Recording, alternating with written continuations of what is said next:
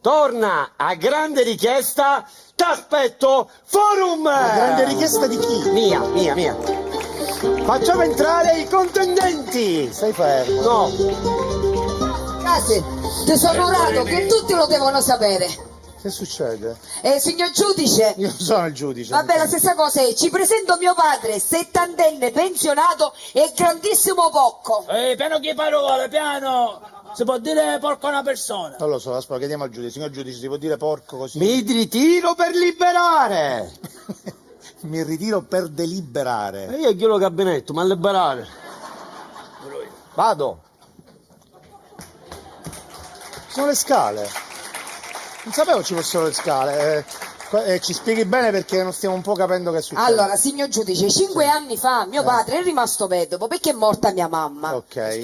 Scherinedda. Eh. Fatto una morte sana, ha fatto. Ah, di che morte è morta? È morta nel sonno. Il sonno è una morte perfetta, non ha sofferto. Lei non ha sofferto, ma la cosa fosse tenere un cuscino nella faccia. Come? Ma anche a rima.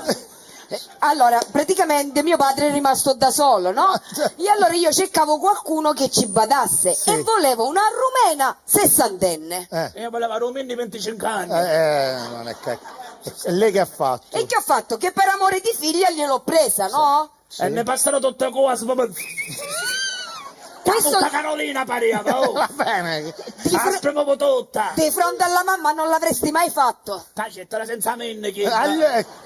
Se un po' di rispetto. Signor giudice, io ora ci devo chiamare danni a questa badante perché scusa che io è cretino ci ha mangiato tutti i piccioli. Veramente? Veramente? Non lo so, adesso vediamo che dice il giudice. Signor giudice! Chiamare l'ascensore! Con l'ascensore? Premi un pulsante. Che ne so? C'è sta tecnologia qua. Silenzio! Silenzio in classe! In aula, uguale. Che si fa in questi casi? Facciamo entrare la badante! Mettetevi fuori un attimo, poi, grazie.